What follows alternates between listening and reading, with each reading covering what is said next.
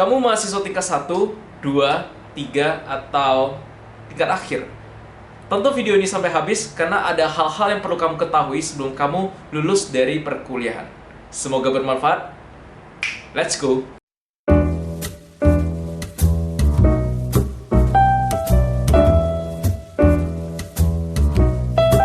Hai guys, gue Albert. Welcome back to my YouTube channel.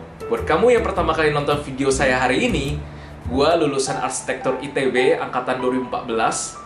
Namun sekarang gue lulus tidak jadi arsitek, gue sekarang kerja di sebuah perusahaan consumer goods di bidang penjualan. Selengkapnya bisa nonton di video yang satu ini ya. Untuk video yang hari ini dikasihkan buat kamu mahasiswa baru, maba, atau bahkan mahasiswa tingkat akhir yang udah mau lulus perkuliahan. Menurut gue ya, ini nggak tahu terjadi di banyak orang atau enggak. Tapi kalau namanya abis lulus kuliah tanpa ada persiapan, mahasiswa itu cenderung untuk galau, kira-kira perjalanan hidupnya seperti apa ke depannya. Kalau selama ini kan di sekolah kita ada jenjangnya ya. Kalau abis SD ya udah masuk SMP. Begitu SMP masuk SMA, abis SMA ya kuliah. Jalannya itu udah benar-benar diatur sedemikian rupa dan kita ya tinggal jalanin aja, bener gak? Tapi kalau udah lulus dari perkuliahan, itu permainannya udah benar-benar berbeda banget.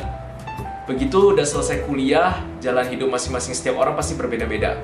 Ada yang udah lulus kuliah langsung mau berbisnis, ada juga yang mencari pekerjaan dulu, ada yang bekerja sekedar mencari uang sebanyak-banyaknya, ada yang bekerja justru ingin mengejar passion dia. Nah, semuanya itu benar-benar ditentukan oleh setiap pribadi masing-masing dan benar-benar nggak ada yang susunin buat kita. Jadi sebagai orang yang udah pernah bertitel mahasiswa dan bahkan sekarang udah jadi alumni, hari ini gue mau sharing kepada kamu apa saja yang mungkin saja, andai saja gue masih jadi mahasiswa, gue malu lakukan ini supaya ketika gue udah wisuda, gue jadi alumni, gue lebih siap masuk terjun ke dunia pekerjaan ataupun dunia masyarakat. And please do confirmation buat kamu yang udah jadi alumni, apakah opini gue ini benar atau enggak. Ya please do comment and share. Really open for what any kind of comments from you. Yang pertama, udah mulai cari tahu tujuan hidup kamu jauh-jauh sebelum kamu lulus kuliah. Rada klasik sih ya, tapi penting banget kamu cari tahu dari jauh-jauh hari. Kenapa? Untuk kamu yang udah punya tujuan, udah punya cita-cita, just keep going on, let's make it happen. Tapi untuk kamu yang masih belum punya, justru inilah saatnya kamu mencari tahu, menggali kembali diri kamu sendiri, kira-kira dalam 5-10 tahun ke depan, apa yang kamu lihat pada dirimu. Kalau lu bingung, gak ada salahnya kok konsultasi sama mentor, konsultasi sama keluarga, konsultasi sama sahabat terdekat kamu. Dan untuk menentukan tujuan hidup kamu, kamu juga perlu melihat kembali situasi kamu saat ini. Kondisi keluarga, kondisi kesehatan, kondisi kemampuan keuangan. Apakah ada keluarga atau orang tua yang benar-benar bergantung hidupnya kepadamu ketika nanti kamu lulus dari perkuliahan? Kenapa sih mulai cari tahu tujuan hidup dari awal-awal bahkan sebelum lulus kuliah? Karena setiap orang pasti punya kondisi dan situasinya masing-masing. Maka dengan mengetahui tujuan kamu ke depannya mau jadi apa, dengan situasi kamu sekarang seperti apa, kamu jadi bisa identify gitu loh, the gap antara kedua situasi ini seperti apa. Sehingga ya nanti setelah kamu lulus dari perkuliahan, kamu jadi tahu apa step pertama yang perlu kamu lakukan ketika nanti lulus kuliah dengan situasi yang sekarang untuk bisa mencapai goals yang kamu ingin capai selama 5-10 tahun ke depannya. Contoh nih, kamu bercita-cita jadi penulis terkenal, penulis buku terlaris. Menjadi seorang penulis tentunya butuh waktu, jam terbang, pengalaman, koneksi yang cukup untuk buat kita menjadi sukses. Namun situasi membuat kamu segera harus menjadi salah satu tulang punggung dari keluarga, sehingga kamu harus cari pekerjaan yang penghasilannya udah jelas setiap bulannya. Nah, di awal-awal kamu merintis karir jadi penulis, tentu aja nggak mungkin akan langsung kelihatan ada penghasilan setiap bulan. Karena bisa jadi pas awal-awal nulis mungkin nggak akan ada pembelinya, peminatnya masih berkurang. Tapi itu kan seiring berjalannya waktu akan berkembang terus kan ya. Kalau kita ngotot untuk menulis dengan keadaan situasi saat itu, ya nggak mungkin dari menulis bisa menghasilkan uang untuk bisa menafkahi keluarga di rumah. Bener ya? Tapi karena kamu udah tahu nih tujuan akhir kamu yang sudah disesuaikan dengan situasi saat ini, kamu bisa aja setelah lulus lamar pekerjaan di industri yang masih related dengan menulis, yang berkaitan dengan passion kamu. Jadikan tempat kerjamu itu sebagai tempat belajar, tapi kamu dibayar. Di mana belajar ini kamu bisa mempertajamkan skill, kamu bisa memperbanyak pengalaman, memperbanyak koneksi, yang mungkin koneksi dan pengalaman ini akan membawa kamu makin dekat ke goals kamu 5-10 tahun ke depan menjadi seorang penulis yang terkenal.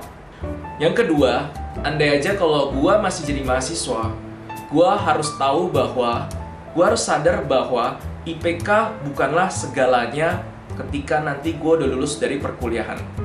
Banyak mungkin yang selama ini di perkuliahan ngutamain IPK mulu, nilai mulu, ya kan? Padahal, ya belajar dari pengalaman gua selama ini setelah lulus dari perkuliahan, kalau setelah lulus kamu berencana untuk kerja, IPK itu memang penting sebagai kunci utama kamu bisa lolos di tahap pertama berkas. Tapi biasanya kalau gue lihat, perusahaan atau HR itu sekarang udah cari mahasiswa itu bukan hanya IPK-nya tinggi, tapi justru mereka mencari kandidat yang punya soft skill, mereka punya pengalaman organisasi, udah pernah punya pengalaman magang 1 tahun 2 tahun selama mereka jadi mahasiswa, dan memiliki IPK tinggi udah bukan jadi sesuatu yang sangat spesial di mata perusahaan gitu. Pengalaman atau nggak punya pengalaman nanti itu benar-benar kelihatan, percaya deh. Bakal kelihatan banget bagi HR ya, ketika dia lagi interview para kandidatnya. Apakah dia hanya karena pintar IPK tapi nggak punya pengalaman organisasi, atau dia dua-duanya gitu. Jadi it seems like a good news untuk teman-teman di sini yang mungkin IPK-nya nggak tinggi-tinggi banget. Kamu jadi bisa nonjolin hal-hal lain yang jadi skill kamu, yang jadi experience kamu, dan ya kamu bisa jual itu kepada HR di perusahaan-perusahaan yang lagi kamu lamar. Karena setelah lulus kuliah, menurut gue sih justru ada banyak hal, banyak nilai-nilai yang sebenarnya lebih penting daripada sekedar IPK tinggi. Contoh nih, yang pertama, experience and skill. Namanya pengalaman, namanya skill, menurut gue itu priceless, teman-teman. Seseorang punya kredibilitas, seseorang punya pengalaman dalam satu bidang pekerjaan, pasti benar-benar akan lebih dicari dan lebih berani dibayar mahal oleh perusahaan daripada hanya sekedar nilai IPK yang tinggi semata. Yang kedua, network dan koneksi. Ya, dua hal itu sama ya. Koneksi dan networking itu yang kamu punya, itu sama berharganya dengan experience dan skill yang kamu punya. Tiga hal itu benar-benar harus kamu punya supaya sukses. Koneksi yang tepat pada waktu yang tepat bisa membuka pintu peluang, bisa membawa kamu ke level yang lebih tinggi yang tak pernah bisa kamu bayangkan sebelumnya, baik itu di bidang pekerjaan ataupun ketika kamu masih merintis sebuah bisnis. Jadi, mulai saat ini, daripada kamu hanya fokus pada nilai IPK tinggi, mulailah coba bergaul, mulailah coba bersosialisasi, mulailah coba mencari teman di dalam sebuah komunitas atau organisasi, baik di dalam ataupun di luar dari kampus. Yang ketiga nih, adek gue masih mahasiswa, gue mau eksplor apapun yang bisa gue eksplor selagi gue masih bertitel sebagai mahasiswa. Memang ini nggak semua orang sih, tergantung privilege. Tapi menjadi mahasiswa menurut aku membuat kamu lebih bebas melakukan apapun yang penting positif tanpa harus banyak pertimbangan. Karena ketika kamu mau ikut lomba dan kamu harus ke luar negeri, biaya bisa disupport oleh kampus. Ketika kamu punya startup, punya rintisan bisnis, kamu bisa propose ke kampus dan kampus bisa melakukan pendanaan. Berbeda kalau udah lulus dari perkuliahan, which is ya pada umumnya kita kalau udah lulus kuliah pasti udah ada rasa lah bertanggung jawab. Pada dasar kita pasti udah nggak mau nih ngabisin uang orang tua lagi. Ketika kita udah mulai wisuda kan ya, saatnya kita udah kirim uang lagi ke orang tua, bukan malah kita minta lagi, bener ya? Gue selama kuliah arsitektur sendiri pun, karena ya gue udah tahu nih, gue udah nggak cocok di jurusan gue karena banyak faktor, banyak pertimbangan. Ya gue banyak nyoba sana-sini nih di tingkat 2, tingkat 3, tingkat akhir, ikut lomba bisnis, sampai ke luar negeri disupport oleh universitas, ikut magang startup, ikut organisasi internasional, ikut organisasi dari perusahaan-perusahaan, kenal banyak orang terkenal, banyak orang besar, koneksi.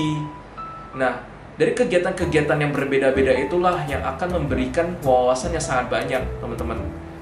wawasan yang banyak sehingga ketika nanti kamu lulus, ketika kamu harus menentukan mau mengambil jalur karir yang mana, kamu lebih punya wawasan, lebih punya pilihan dalam memilih mau ikut jalur mana sesuai dengan kebutuhan dan keinginan passion kamu. Yang keempat, andai gue masih mahasiswa nih, selain mempersiapkan skripsi, gue juga perlu persiapkan banyak hal sebelum akhirnya gue wisuda. Misalnya, untuk yang mau mulai bekerja ya, gue mulai persiapkan CV, gue mulai persiapkan resume, dan mulai cari-cari lowongan pekerjaan di luar sana, perusahaan-perusahaan besar, perusahaan-perusahaan bagus, dan gue lamar pekerjaan tersebut jauh-jauh hari. Gue bisa mulai dari Jobstreet, sekarang banyak kayak teknologi, marketplace, job hunting, Jobstreet, bisa cari di Caliber, LinkedIn, itu banyak banget. Gue akan persiapkan jauh-jauh hari, karena banyak juga perusahaan-perusahaan yang udah mulai rekrut kandidat, bahkan ketika mereka masih mahasiswa, belum lulus, belum wisuda, belum ada ijazah gitu ya. Jika kamu udah persiapkan dari awal-awal dulu, ini akan beri kamu waktu lebih rileks, lebih santai, sehingga kamu nggak akan terlalu panik ketika tiba-tiba udah nemu hari H aja wisuda, terus kamu masih nganggur, belum ada persiapan apa-apa, belum mulai buat CV, belum bikin akun LinkedIn, semuanya udah gak telat sih, tapi setidaknya ketika kamu udah persiapkan dari awal kan, jadinya mungkin chance dapat pekerjaan udah jadi lebih cepat kan ya, bener gak? Nah, setidaknya ketika kamu udah siapkan CV tersebut, kamu udah bisa minta tolong senior atau mentor untuk review kan. Setidaknya link CV atau LinkedIn account yang udah kamu buat bisa kualitasnya lebih baik karena udah direvisi beberapa kali kan, daripada kamu langsung one time kerjain terus langsung dikumpul, kan pasti beda hasilnya, bener gak? Nah, untuk kamu yang langsung merintis bisnis ya mungkin kamu udah harus persiapkan tuh minimal cash flow atau enggak dana darurat. Jaga-jaga selama kamu masih merintis bisnis itu belum ada income, kamu masih bisa memenuhi kebutuhan tanpa harus nyusahin, ngerepotin orang tua lagi di rumah, benar ya? Yang kelima, pada akhirnya semua orang punya jalan masing-masing. Mungkin advice ini juga berlaku untuk kita-kita yang udah lulus perkuliahan. Ada kalanya nanti ketika kamu udah lulus kuliah, ya kamu akan lihat jalan setiap orang berbeda-beda. Kamu akan lihat sebagian teman yang dulunya teman main, teman nongkrong, teman kerja tugas, sekarang udah punya jalan sukses, udah bisa beli rumah di usia yang masih setara sama kita. Ada yang udah bisa beberapa tahun udah dipromosi jadi manajer di perusahaan ternama. Ada juga yang tiba-tiba udah keterima di S2 di universitas di luar negeri. Somehow ini mungkin bikin banyak orang insecure, termasuk gua juga dulu insecure. Namun satu hal yang kamu perlu tahu adalah kamu gak pernah bisa samakan jalan hidupmu dengan jalan hidup orang lain. Menurut gua sih tetap fokus pada rencanamu dan fokus pada perubahan, pengembangan, perbaikan dari diri kita yang kemarin menjadi lebih baik di hari ini. Because everyone can shine with their own way. Jadi fokus aja dulu sama goals dan action plan kamu. Jangan melihat kiri kanan dan insecure. Ya, segala hal ini kamu lakukan juga agar hidup kamu jadi lebih bahagia dan bisa hidup lebih bersyukur terhadap apa yang udah kamu punya. Kerja keras, karena Tuhan juga pasti akan memberikan rezeki kepada orang yang memang dinilai udah layak untuk menerima rezekinya karena sudah bekerja terlalu keras, sudah standby, udah siap untuk menerima rezeki yang akan dilimpahkan kepadanya. Ya demikian sharing gue hari ini. Semoga kalau kamu mahasiswa yang baru masuk dunia perkuliahan, kamu udah bisa dapat a little of advice dari sekarang. Jadi nanti udah lulus kuliah, kamu udah lebih siap daripada kita-kita yang udah mendahului. Dan bagi kamu yang juga udah terlanjur lulus kuliah, ya don't worry, gak ada yang telat, karena ya gue juga ngalamin hal yang sama. Yang penting adalah kita mau selalu improve untuk menjadi lebih baik daripada hari kemarin. Apabila kamu menemukan video ini bermanfaat bagi kamu, jangan lupa like, subscribe, share kepada teman-teman kalian sesama mahasiswa yang lagi berjuang, ingin lulus kuliah, lagi memperjuangkan skripsi. Semoga video ini bisa memberi angin segar, bisa sedikit memberi motivasi kepada kalian untuk dapat fight, untuk bisa lulus dengan hasil yang memuaskan. Itu channel saya agar dapat menjadi channel edukasi pengembangan diri yang dapat bermanfaat bagi banyak anak muda di seluruh Indonesia. Sekian video saya hari ini. Thanks for watching and I'll see you in the next video. Bye!